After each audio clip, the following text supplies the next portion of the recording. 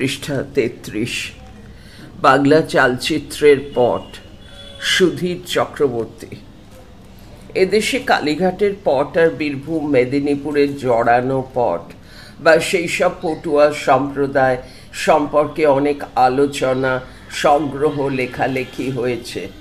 দু চারখানা বই বা অ্যালবামও সে সম্পর্কে বেরিয়েছে, এমনকি তার দু একখানা আবার খোদ সাহেবদের লেখা। এ তো আমাদের পক্ষে খুব উত্তম কথা, গর্বেরও ব্যাপার। ওইসব পট সম্পর্কে এত কর্মিষ্ঠতার কারণও আছে। একটা কারণ তো গুরুসদয় দত্তর মতো শিল্প জহুরি আমলার চোখে পড়ে যাওয়া, আর একটা কারণ ইংরেজ সাহেবদের গুণগ্রাহিতা। এসব কিছু ছাপিয়ে সবচেয়ে বড় কারণটা অবশ্য শিল্পগত, বিশেষত কালীঘাট পটের বিষয় ও রচনাগত অভিনবত্ব, রেখার চাতুর্য ও দৃষ্টিকোণ এবং এমনকি গূঢ় অনেক সমাজ ভিক্ষা তাকে প্রসিদ্ধি দিয়েছে। তুলনায় জড়ানো পট বা জাদু পট আর জম পট শিল্পগতভাবে একটু নিচু পর্যায়ে স্থান পেলেও গুরুত্ব কম পায়নি। বিশেষত সেই বিশেষ পটুয়া সম্প্রদায় তাদের ধর্মগত দোলাচল এবং পটুয়া গান খুবই টেনেছে শিল্পরসিক আর সমাজবিজ্ঞানীদের। অথচ আমার যেটা আশ্চর্য লাগে এই যে শত শত বছর ধরে বাংলার দুর্গা প্রতিমার চালচিত্রে যে পট আঁকা হয়ে আসছে তার সম্পর্কে শিল্পরসিক ও কলা সমালোচকদের লেখনীর বিস্ময়কর কার্পণ্য। প্রশ্ন হলো, চালচিত্রের সম্পর্কে বিশেষজ্ঞদের সুদীর্ঘ ও বেদনাবহ নির্বিকারত্বের কারণ কি হতে পারে? ওসব ঠাকুর দেবতার ব্যাপার, কিংবা কোনো সোশ্যাল রেলেভেন্স নেই, কিংবা বড্ড ধর্ম গন্ধ, এমনতর নাকুচু মন্তব্য থাকলেও থাকতে পারে, জানি না। এখন কথা হলো, পৃথিবীটা দ্রুত পাল্টাচ্ছে, সেই সঙ্গে ধারণাগুলোও। তাই ঠাকুর দেবতার ব্যাপার স্যাপার কিংবা ধর্ম গন্ধের মধ্যেও হালের সমাজবিজ্ঞানীরা বেশ কিছু তাৎপর্য খুঁজে পাচ্ছে। এক একটা দেশের বিশিষ্ট ধর্ম ধারণার মধ্যে, যেমন বাংলাতেই, লুকিয়ে থাকা নানা সমাজ ভাবনার অন্তঃশীল দোতনা আজকাল খাঁটি মার্ক্সবাদীদেরও ভাবাচ্ছে। সাবঅল্টার্ন চিন্তা ভাবনা তো খুবই মর্যাদা দিচ্ছে এসব ব্যাপারে। তাই মাঝে মাঝে মনে হয় অলৌকিকের সঙ্গে লোকায়তকে মিলিয়ে দেখলে হয়তো বাংলা সংস্কৃতির একটি জ্যান্ত ছবি ফুটতে পারে। তার একটা হলো চালচিত্র। তলিয়ে ভাবলে দেখা যাবে চালচিত্রের চিত্রকলার সম্পর্কে আমরা যে এতটা উদাসীন ও অচেতন, তার কারণ অনেক সময় চালচিত্রের ছবি ভালো করে দেখাই যায় না। দেবী মূর্তির সৌন্দর্য ও উজ্জ্বলতার আড়ালে কিংবা দুর্গা, লক্ষ্মী, সরস্বতীর বুলেনের কাজ করা মুকুটের ফাঁকে ফোঁকরে ও নকশা করা জেল্লাদারি কলকার নিচে চাপা পড়ে যায় চালচিত্রপটের বর্ণবিন্যাস তথা বিষয় বিভাজন।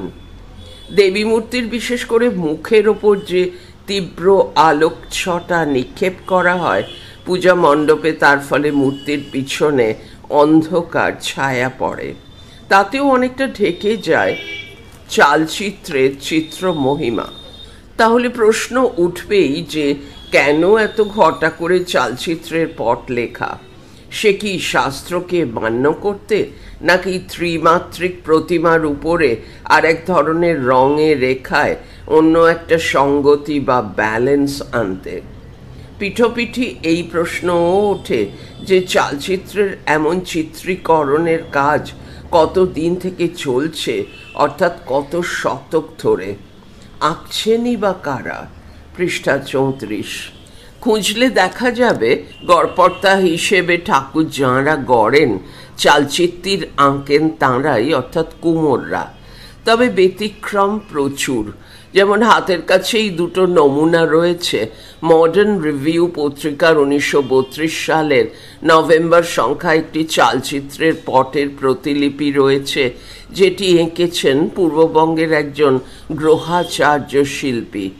আবার অন্যত্র দেখছি 12 মাস পত্রিকার 1985 সালের শারদীয় সংখ্যায় শ্যামলী চক্রবর্তী তাঁর শিল্প সন্ধানী বঙ্কিমচন্দ্র নিবন্ধে লিখেছেন: উদ্ধৃতি শুরু, দশভুজা দুর্গার চালচিত্র সমন্বিত বিগ্রহের ছবির উপকরণ বঙ্কিম তাঁর পৈতৃক গৃহের বার্ষিক দুর্গোৎসবের জাঁকজমকপূর্ণ প্রতিমা থেকেই সরাসরি নিয়েছেন। কৃষ্ণনগর ঘূর্ণির পটুয়া শশী পাল তাঁদের বাড়িতে ঠাকুর গড়তেন সর্বাঙ্গ সুন্দর করে। উৎকৃষ্ট পট চিত্রকর চুঁচুড়ার মহেশ ও বীরচাঁদ সূত্রধর আঁকতেন চালচিত্রের পটগুলি অপূর্ব শিল্প কুশলতায়। দাঁড়ি উদ্ধৃতি শেষ। উল্লিখিত দুটো নমুনা থেকে একটা কথা খোলসা হলো যে কুমোর ছাড়াও অন্তত দুটো জাত চালচিত্রের পট এঁকে থাকে: গ্রহাচার্য ও সূত্রধর।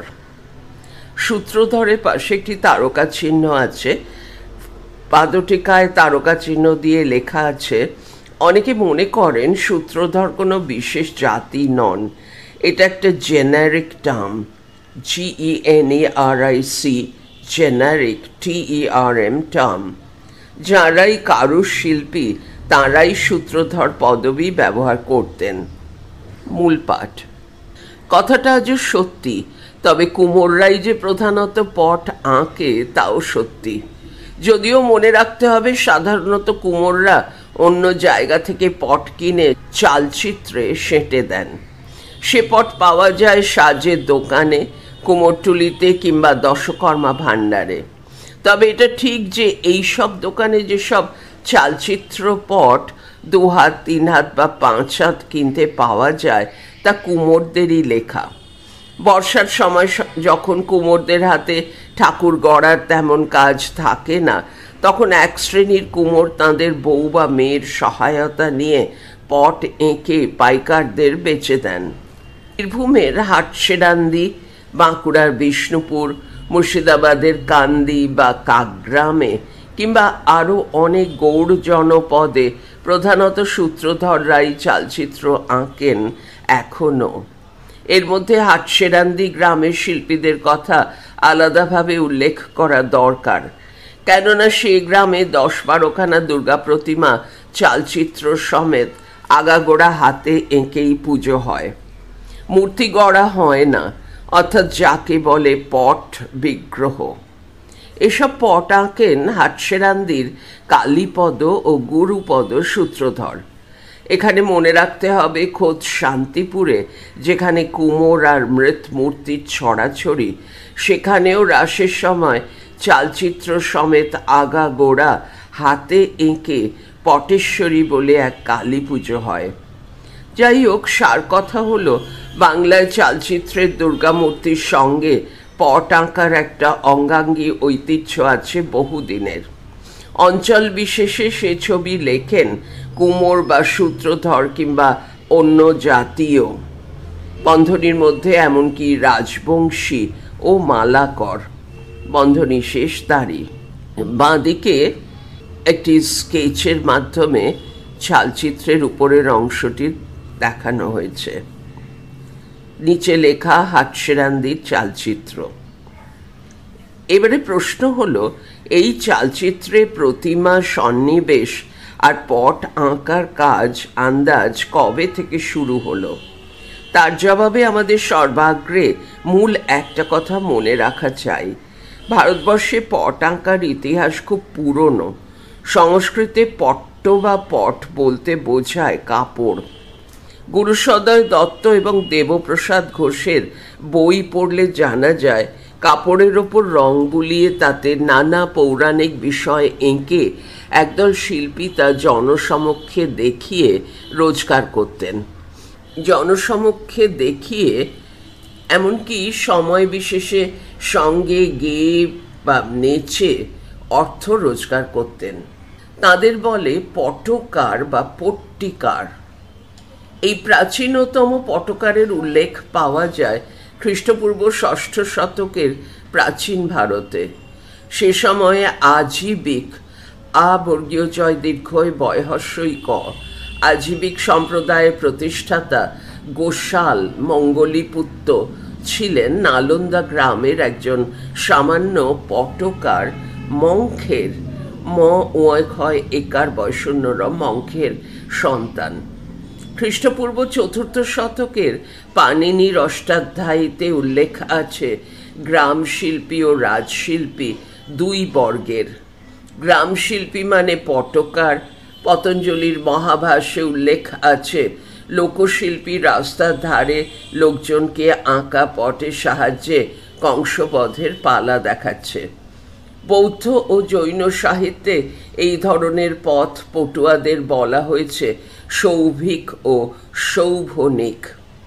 এছাড়া খ্রিস্ট পরবর্তী ভারতীয় সংস্কৃত সাহিত্যে অভিজ্ঞান শকুন্তলা, মালবিকাগ্নিমিত্র, উত্তররামচরিত, হর্ষচরিত, মুদ্রা রাক্ষস প্রভৃতিতে পটকারদের ভুরি ভুরি বিবরণ আছে। বুঝতে অসুবিধে নেই দীর্ঘবাহিত পটুয়া ঐতিহ্য কালক্রমে বাংলা পটেরও সৃষ্টি করেছে, কিন্তু পথে পথে ঘোরার পাশাপাশি দেবস্থানের আশেপাশে পটুয়ারা কলোনি তৈরি করে নিয়েছে বিক্রি বাটার সুবিধের জন্যে। চৌকো পট বা জড়ানো পট যেমনই হোক, তার চিত্রবস্তু ছিল পৌরাণিক বা লোকায়ত ধর্মবিশ্বাসের কোনো রূপ। জয়ন্ত চক্রবর্তী তাঁর কালীঘাট পেইন্টিং 1986 বইতে লিখেছেন, কোলন উদ্ধৃতির শুরু, "This potter painting is known to have definitely flourished only after the present Kali temple at Kalighat on the bank of Adi Ganga was built. The new lanes and streets such as Amrita Banerjee Lane, Nokuleshwar Tola, etc. were made specially to lead people to the temple, and Potuas set up their stalls in these lanes and streets. The artists began to make brisk business with their potters, which the pilgrims would carry home as mementos or relics." Stop. উদ্ধৃতি শেষ। কালীঘাটের এই পটুয়ারা অবশ্য বেশ অর্বাচীন কালের মানুষ, ধরতে গেলে 19 শতকের, কিন্তু বেশ পুরনো পটুয়া ঐতিহ্য রয়েছে বীরভূমের।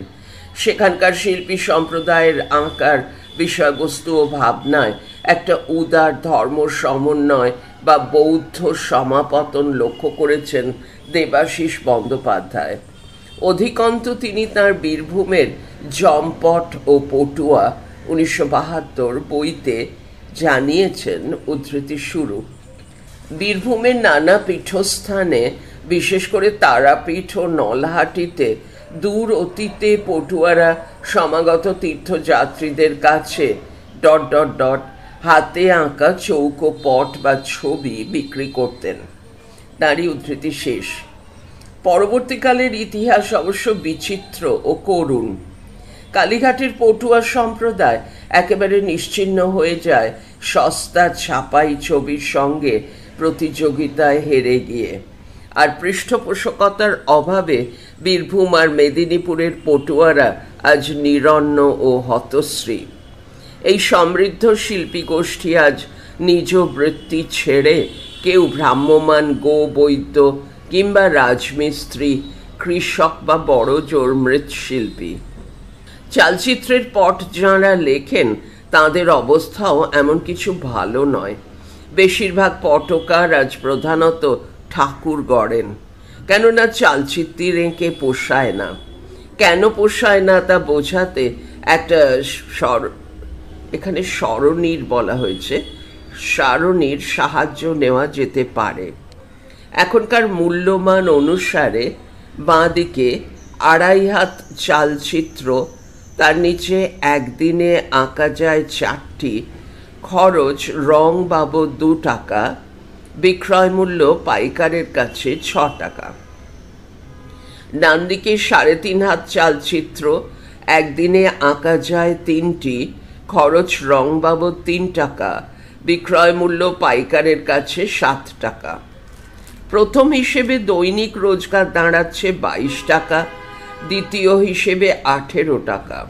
এবারে মনে রাখতে হবে চালচিত্রের পট লিখতে পরিবারের সব সদস্যের বন্ধনীর মধ্যে নারী পুরুষ কিছু না কিছু অংশ থাকে।